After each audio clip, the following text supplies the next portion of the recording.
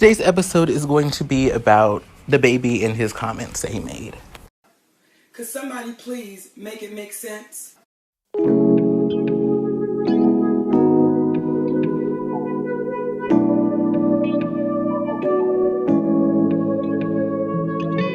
Everybody, welcome to A Pop of Culture. I am your host, the Esoteric and Facetious, and this is A Pop of Culture, where I speak on pop culture, social justice, and the human experience from a Black, bisexual, linear perspective. Everything, and I mean everything I say, should be taken with a grain of salt, as I'm simply a recent college grad with access to a recording device and the internet.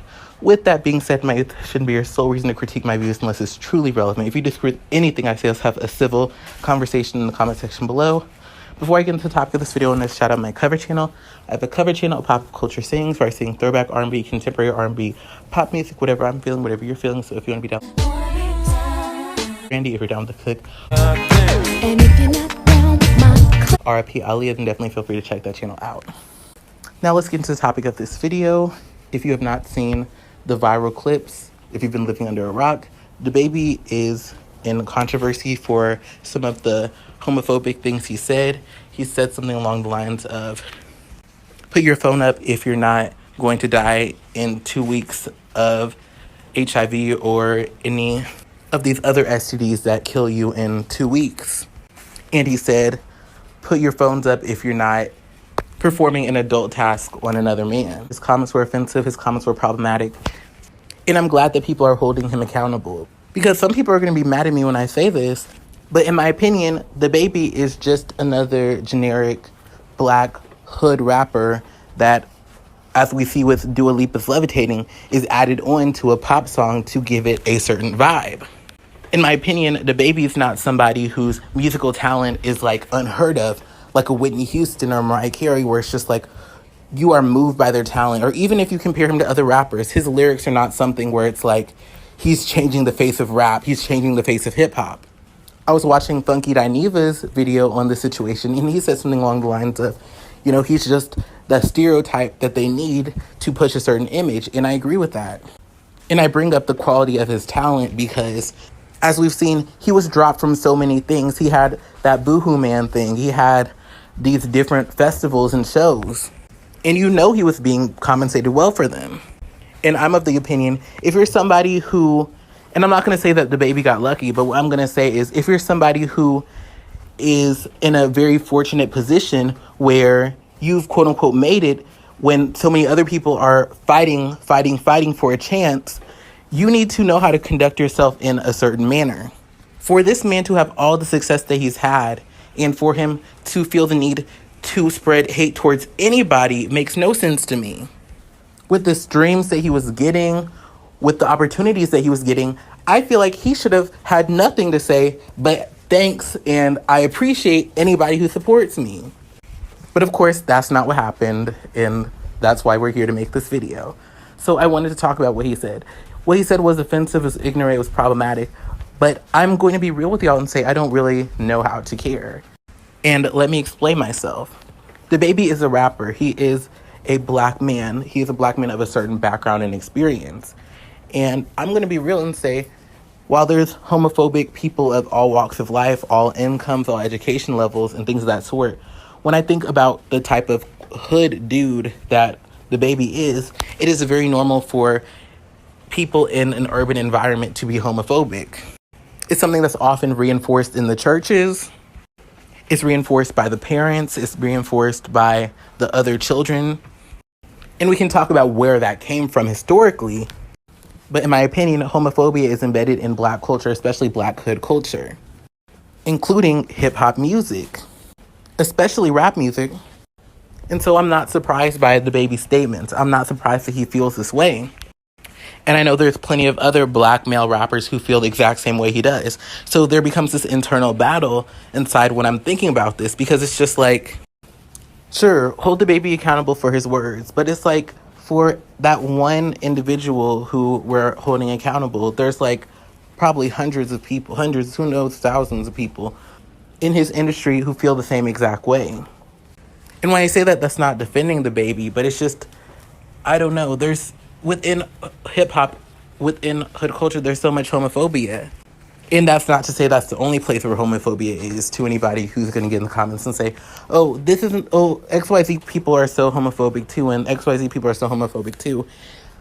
There's a lot of homophobia. There's enough homophobia to go around. But I'm going to be real and say, like, as a Black person, as a member of the LGBT community, I don't really feel empowered by this. Because to be real, it just feels like he was the only one who was bold enough to say it out loud. And while I'm glad that he's being held accountable, it just feels like now all the other rappers who feel a similar way, they're just going to know, okay, well, that's the line that I can't cross. That's the line that I can't, or else I'm going to lose my money and opportunities. And that's just the sad part of it all. Because DaBaby, he's not issuing an apology because he feels bad about what he said. Because those beliefs that he had were developed way longer than what the time has been since he said it and he had the apology. It takes a while to unlearn and challenge those beliefs. And you have to be willing and open to doing that. So I feel like with DaBaby, he hasn't had the time, and this is an issue when it comes to apologies. I don't feel like people within such a short time frame can really realize the fact that of what they've been doing wrong, or like the harm that they've caused. Because DaBaby is probably trying to stop losing all of his opportunities, being dropped from everything. So it's like he has that motive of trying to save himself and save, the opportunities he has left for him and his team. So how can he have time to put out the fire of his career after all those statements he made, and also have the time to really learn about LGBT identities and, why it was wrong what he said? There's no way.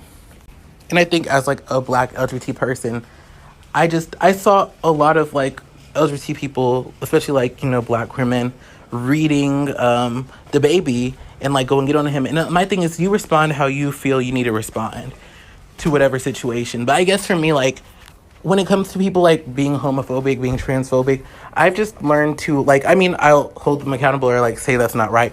But I don't know, like, I don't have an issue with people speaking on the situation. I'm speaking on the situation. But I don't know, like, some of the people who are like just like so ready, like, oh, we're going to get DaBaby together and we're going to make all these memes and we're going to upload a video with an angry thumbnail.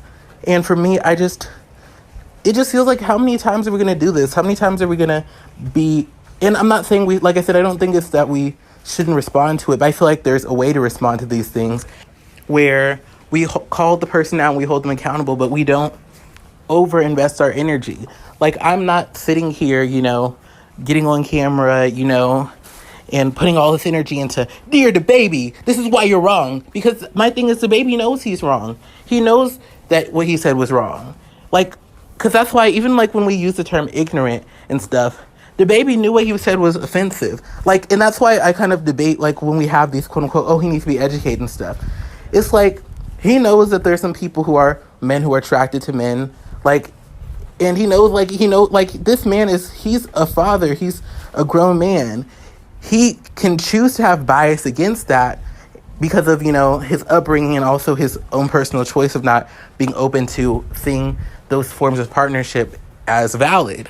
But I don't think that's ignorance, because he knows that people are gay.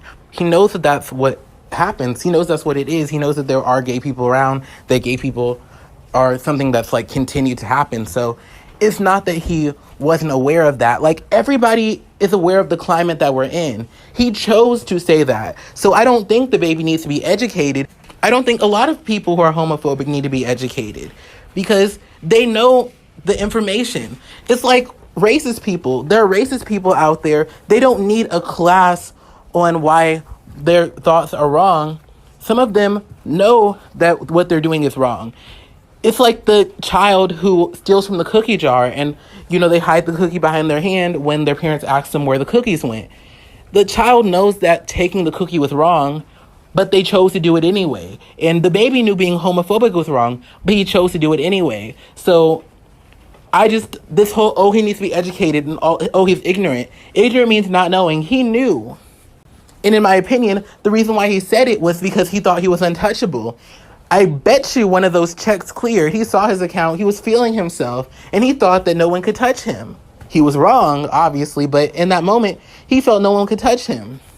I bet you when he was coming up, he wouldn't have said anything like that. He might have, but like in an environment where no one would have been offended by it. But he wouldn't have said it on a platform where it would have caused him to not be put on. going back to the black queer men reading DaBaby and all of this type of stuff and like going in on him on videos, I feel like people need to put their energy towards things that are serving them. And I feel like when you're making all these memes and tweets about DaBaby, yes, I feel like memes, that can be a way for people to take something harmful and turn it into something light and comical and fun.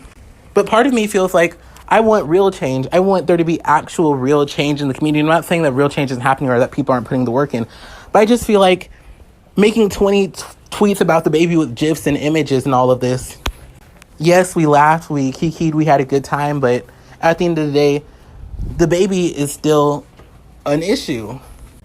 Your 50th video on a black man being homophobic, and people are still being homophobic. And I'm not saying it's anyone's like sole task to end homophobia, but I just feel like we have to put our energy, like I said, towards things that serve us, because that's this weird conundrum I feel when it comes to content creators who do social justice oriented content, especially like black queer men and homophobia. Because this sounds bad, but I really do feel like some black queer men who do videos on like homophobic things, I feel like there's this weird relationship where there's this almost reliance on homophobia for them to have content. Not to say that some of these content creators don't create other content, but it just feels like they almost rejoice in the chance to get on the soapbox and read somebody. And in my opinion, reading, quips and little, shady jabs, there's a time and a place for that. But when it comes to stuff like homophobia and stuff that's really impacting people, like I said, respond the way you want to respond. But I just feel like it's not doing anything. I felt more empowered when I saw black queer men on Twitter removing his music from their Apple Music or their Spotify playlist. I feel like that did more than just roasting and reading and shading. And like I said, there's a time and a place for that. But I just feel like homophobia is real. Homophobia is killing people. There are people who feel unsafe being themselves outside in the world and in their homes. And I feel like some people use opportunities like this, like I said, speak your mind and, say your piece. And I resonate with some of the tweets that people were making, some of the commentary that people made. But I think, like I said, it's that type of content where it's just about roasting and dragging people. Because I'm going to be real and say roasting and dragging a homophobe never stopped them from being homophobic. And if it brought light to the situation, if it made people, stop feeling a way about what was said and it made them laugh, I think that's a good thing. But like I said, I feel like if we really want to conquer homophobia, which is obviously going to be something that is gradual and over time, we can't use DaBaby as content in ways that are not actually going to have a sustainable long-term impact. To wrap up, DaBaby was wrong for what he said, but as a black person, as a member of the LGBT community, I'm going to be real and say I don't have that much of high expectations for black cisgender heterosexual men who are in hip-hop music, who are rappers. There are some great allies who are in the community who do good work, but my expectations of black cishet men who are rappers who have a certain aesthetic, I don't have that expectation of them. So I wasn't that let down when DaBaby said this type of stuff, because I was never somebody who was going to ever be, in the front line of a DaBaby concert. Because there's when you get old enough and when you've seen things happen so many times, you learn the way and you realize, hey, this group of people, this demographic, a lot of the times is homophobic. So you don't put your energy into these people who probably don't care about you and your community. For instance, I knew some black people who in college did not really get down with white Greek people because there was this association of white Greek people with being people who were closed-minded, who were racist, who were bigoted, and things of that sort. And to be fair, not everybody who was white in Greek life acted like that, but that was the association. Disclaimer, it wasn't just an association that people had with these people. There were actually leaked clips from multiple fraternities and sororities where people made jokes about slavery, told people to pick their cotton, and also used the N-word slur. And I think with people, you have to act in your own interest. So if you're going to listen to people, if you're going to listen to black male rappers, see what they've said on things, see what they haven't said. You have to take these entertainers and look through what they stand for before you try to support them. Because why would you want to support somebody who doesn't support you? But let me know y'all thoughts below. Love y'all. See y'all in the next one. Bye-bye. This video, if you like this video, if you made it to this point in the video, comment a thumbs up emoji below or still here if you are still here. Subscribe if you want to see more, and make sure to hit that bell so you're the first to know when I upload new content. I upload new content every week. And if you're enjoying yourself, and why wouldn't you be enjoying yourself? To the left, there's a playlist of all my video essay podcasts. I have 24 and counting.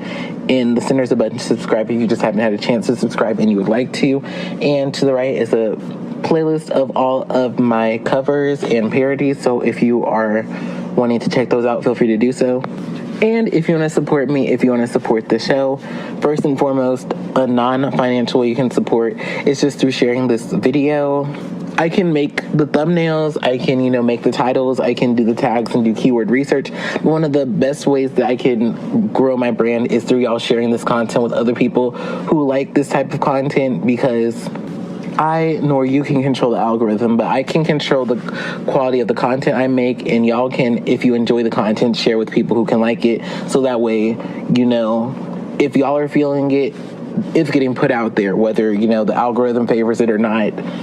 Somebody's gonna see it because you resonated with it and you resonated with me, and now you're sharing it with other people. So if that's a non-financial way you can support the channel, and if you do want to support the channel financially, my Cash App is linked in the description of this video. I'm trying to, upgrade my production quality and just, keep growing and expanding and, doing bigger and better. So if you want to help and support that vision, feel free to do so. All those who donate to the channel will be featured in the credits of all of my videos on both of my channels. Thanks so much for watching. Love you all. Bye-bye. See you next time.